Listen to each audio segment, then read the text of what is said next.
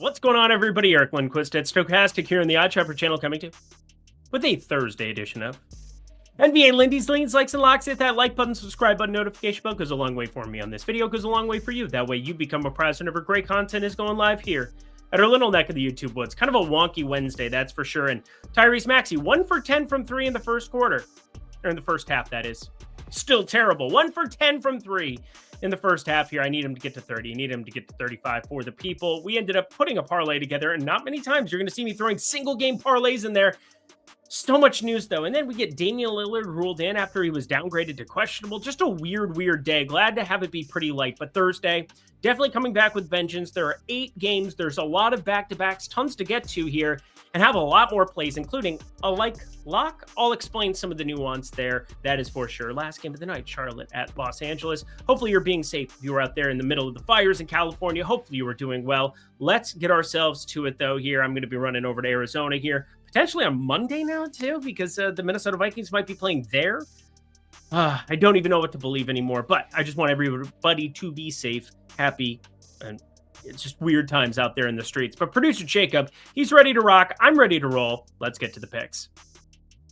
Toronto getting 15 points, taking on Cleveland here at the moment. And oh boy, Cleveland, they're in the middle of a dogfight, as you might expect with Oklahoma City. Currently up 5, so starting to make some strides in the game of the night.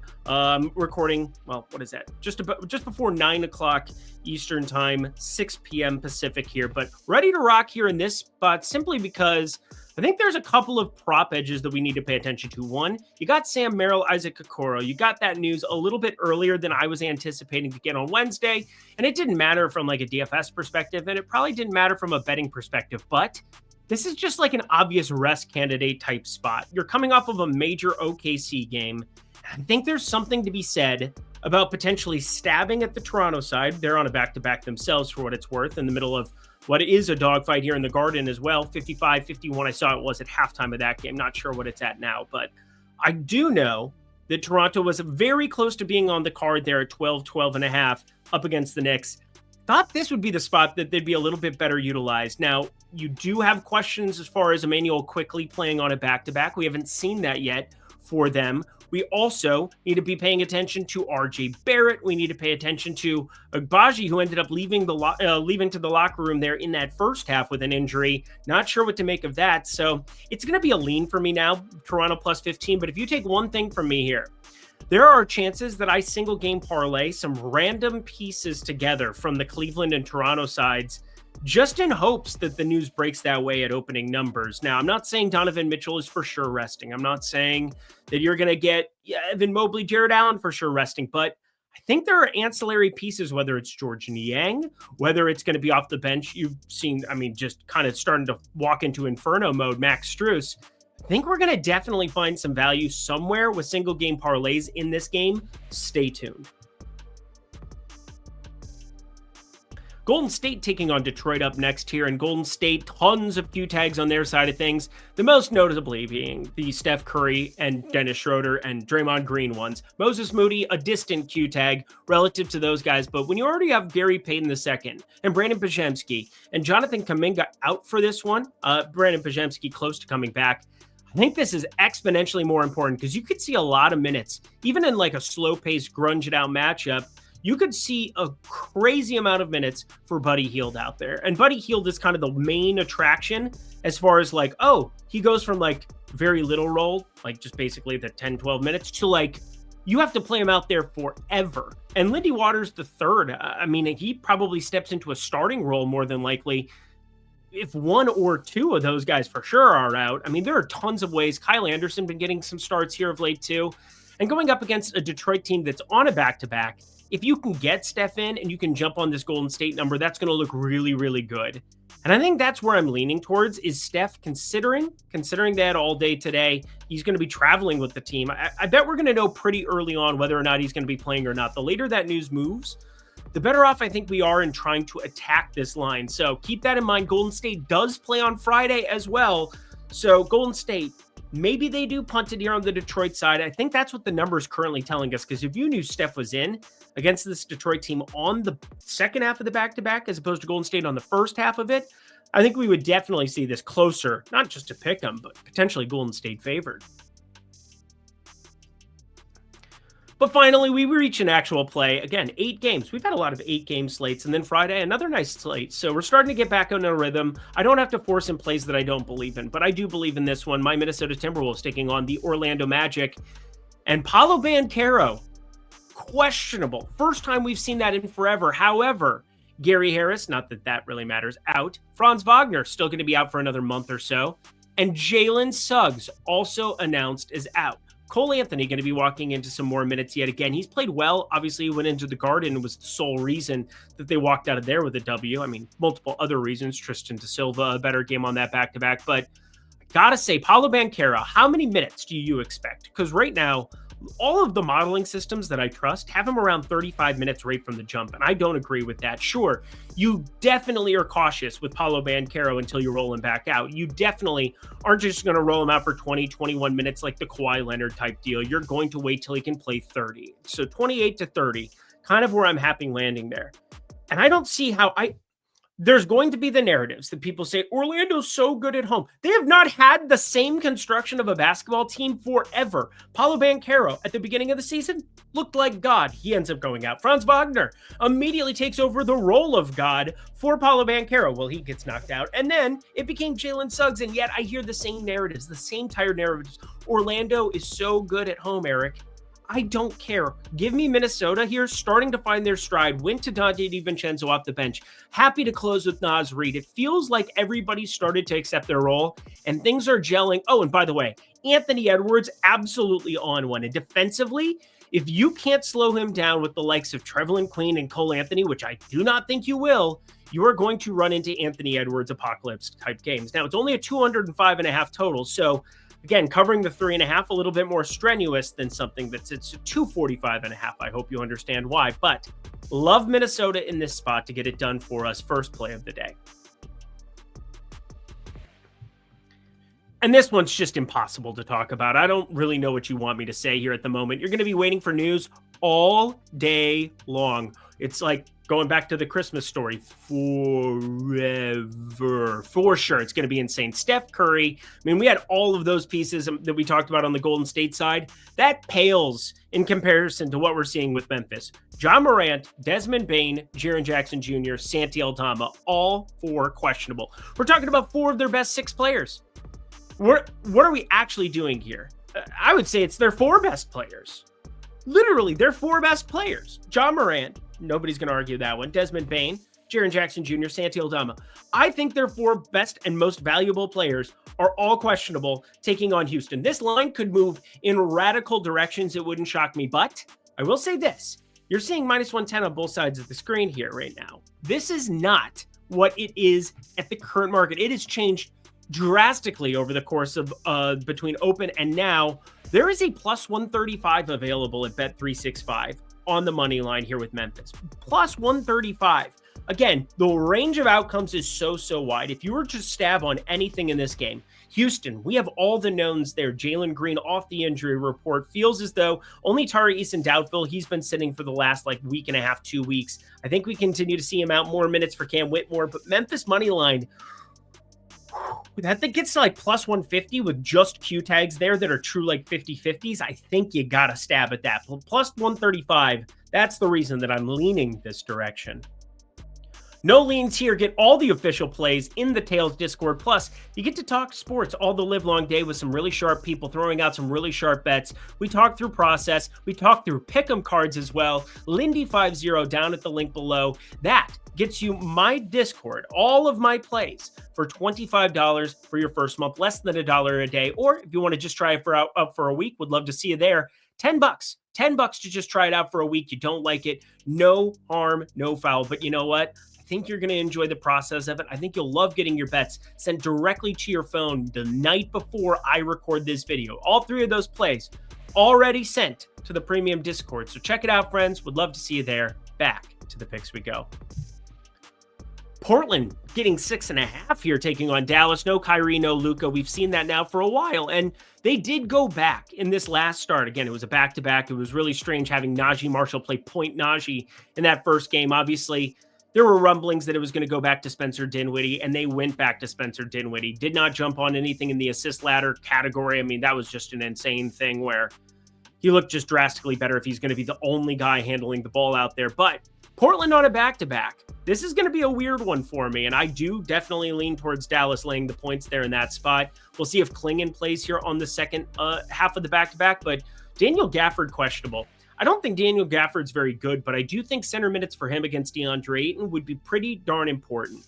We also know Jeremy Grant out on Wednesday. Does he end up playing on Thursday? I'm not sure yet. We'll have to wait for that injury report for quite some time. Teams on back-to-backs aren't held to the same limitations other teams where they have to post it at the exact time that the NBA is asking them for. On the back-to-backs, they're a little bit more lenient. Makes it a little bit more difficult for me from time to time, but I will throw this out. PJ Washington, 20-plus points. I do think that usage is starting to go up. We want to be invested in PJ Washington in some capacity here. I think right now 20-plus points probably gets you some plus money involved. I'm going to be leaning that direction purely because with Spencer Dinwiddie out there, Najee Marshall out there, PJ Washington, but taking on more of the usage. We're seeing Jaden Hardy, Quentin Grimes mixed in for about those low 20s minutes, mid 20s minutes there per game. Jaden Hardy been playing really good here, but PJ Washington's out there for 36 minutes in competitive spots. And yeah, I do preface this by saying, like Dallas, I like them 6.5 covering that, but I still think that there's enough room here for PJ Washington 20 plus. I'm leaning that direction based on historical prop data. I hope you understand how I'm going about that to some extent, because again, it's not like I'm just throwing out some play here. I want to double check. It has to be plus money. Otherwise, I don't want to see 18.5, minus 110, minus 120. I need the plus money on the 20 plus points or it will not be a play. Atlanta at Phoenix in this one. Hey, another official play. We've got, 1, 2, 3. We actually have 4. Again, I have one play that needs to get sent to the premium Discord, so don't hurt me yet. Anyway, you don't know that. I don't even have to bring that up. You're in the future. Live your life. Atlanta getting 3.5, taking on Phoenix. And Phoenix, they've restored some type of piece to the system here. They have Tyus Jones still starting there at the point. Ryan Dunn's still going to be starting in that main lineup, and Mason Plumlee. Yes, you're still going to see coming off the bench the likes of Yusuf Nurkic and Bradley Beal. And Bradley Beal had one of the better games of his entire season off the bench last time out. So yeah, they're going to be more hard pressed to just keep that rolling, keep rolling. But what I'm really hoping is that Trae Young keeps it rolling. What a half quarter he hits the other day, but mainly just distributing here. You have no Jalen Johnson already ruled out for this one, but we are seeing the pace go up with Vic Krejci, Dyson Daniels, Zachary Risache, and Clint Capella in that main starting crew. You do get Onyeka Okongwu questionable for that one, and you still have Larry Nance out because he had that broken hand. So you're going to see some weird rotations potentially against Phoenix, but they don't really play like, I don't look at Yusuf Nurkic, Mason Plumlee as like these dominant bigs that you absolutely need to have. Like, they can go to small ball configurations, but considering there are ways that David Arati or Dominic Barlow get dusted off here, I think we see some dusty offense. That is for sure. Some good offense, that is. Like, dusty defense. And it has alliteration. I should have gone with that one. Your guys' show is named Lindy's Leans, Likes, and Locks. I'm really crappy at picking up on that. Over 237.5. Not crappy at that. I feel pretty good about this one. It's all about that pace, no treble. Jaime Jaquez. Oh, Jaime Jaquez. I'm excited. Miami, they're laying 4 going up against Utah here, as they should be. And Jaime Jaquez been starting the last couple and looking really good here in the absence of Jimmy Butler. I mean, send him off on a rail. Get Bradley Beal, but Bradley Beal has to sign off on a trade clause. People don't understand that stuff. It's not that easy. But Kevin Love, Josh Richardson, doubtful. Jimmy Butler, not with the team, probably never will be again. And as for the Utah side, Clarkson, Keontae George, John Collins, all out on their side of things. We've seen Collier start the last few. We've seen Johnny Juzang mixed along here as well. There's lots of ways where I think we get different constructions of the starting lineup on a day-in, day-out basis. Although, Lauri Markkanen playing some really good basketball. And Kyle Filipowski now sent more towards the shadow realm. We do have a questionable Bryce Sensabaugh. That matters for the likes of people who want to back Johnny Juzang. Who are those people? I'm not sure. Probably UCLA graduates, if I had to guess. But speaking of UCLA, Jaime Jaquez, friends, this dude has been money-making here lately and should have gone a little bit harder on his side as opposed to Terry Rozier's side with the 14.5 points in the premium Discord. But we split that one, went 50-50 on it, and swept both of the props earlier in the day. So I'm speaking about Tuesday on Wednesday for Thursday's show. It gets confusing, but you know what? For me, it makes sense because I put my money where my mouth is. And right now I need more money. Tyrese Maxey, why do you hate me? But Jaime Jaquez, over 22.5 PRA. I like it. Give me the entire portfolio. He just keeps it rolling here in the best spot you can ask for at Utah. That'll get that pace up here for Miami. Although Tyler Hero played on the back-to-back after the double overtime. Very strange to me. Very strange indeed. But Jaquez just keeps it going. And we've reached the lock portion of the program. I forgot that I decided to switch this up here a little bit because it was going to be lean and it's more in the lock category. So need to get that posted here ASAP. And that is Charlotte plus 9.5 taking on the Lakers. I should know about the teams that I'm talking about, but it's been a real long day. Anyway, we've got ourselves the Lakers side of things, and Max Christie has looked real nice here in the starting unit for them on the defensive side of things. Rui Hachimura, he hasn't necessarily been as good, and now the minutes are starting to dwindle for guys on the back half of this. Shake Milton's starting to fall out of the rotation right from the get-go, a little surprising to me. Jackson Hayes plays some of the backup five. Dorian Finney-Smith not really mixed in as much as what I was thinking right from the get-go, although there's a way for him to still break and crack that rotation in a more prominent way. Not cheering for injuries, that's for sure. But Austin Reeves, LeBron James, Anthony Davis, those three are basically the Lakers here. And they play a brand of basketball a little bit more up in pace. Anthony Davis does great things on both sides of the floor. Austin Reeves does not. LeBron, he chooses his spots. We know that by now. But I definitely look at the Charlotte team that is all gas, no breaks.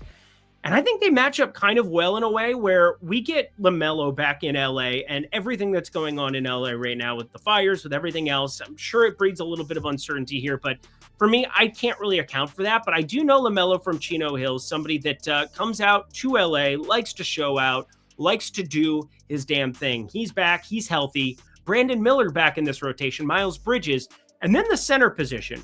Mark Williams has been really, really solid, as has off the bench Nick Richards. These are good defensive guys to have out there on Anthony Davis, play a little bit of the defense that you're looking for. They can go out and they can contest on the perimeter, but also really good rebounders there to kind of do more of the dirty work. I think Charlotte does match up auspiciously well with the Lakers here in this spot in a way where I'm surprised that 9.5 is your opening number. Now, there are ways that I think this gets extended by the public because we do know the Lakers, they're going to be more publicly backed. I'm not going to look into any of that. I simply know my modeling. It has this at 6.2, and that is just a far cry, 3.3 basically away in terms of points. That's going to be a lock almost every single time. I have it as a like right now, but lock, it's my favorite play here, bar none, amongst any of the spreads, totals. Talked about a lot of leans, talked about some potential props too, because the props, they're going to be far more fruitful going forward here. That is for sure. Tyrese Maxey, why do you hate me? But anywho, 106, 105 here, Cleveland and OKC. You can say goodbye to that under. Shouldn't have looked at that here right before we logged off. And that does it for a Thursday edition of Lindy's Leans, Likes, and Locks. Head to the comment section below. Let me know your favorite plays that exist on the board for this lovely slate we have before us. I'm going to get the heck up out of here and go watch some basketball. Yeah, we'll have NFL Lindy's coming your way on Friday. That will be covering Saturday, Sunday, Monday. Monday, a lot of stuff in flux. Not sure if that game's going to be in LA or if it's going to be in Arizona. That actually matters. That is something you want to be paying attention to for sure. Both teams traveling with all the snowbirds that live in Arizona, including my parents. Just saying, something you want to be paying attention to. Anyway, we'll get ourselves out of here. Thank you, producer Jacob. Under 20 minutes, another day, another dollar. Good stuff. Let's get out of here. Well, hopefully a couple more dollars in the evening window. I'm Eric Lindquist. Best of luck in the NBA streets on Thursday.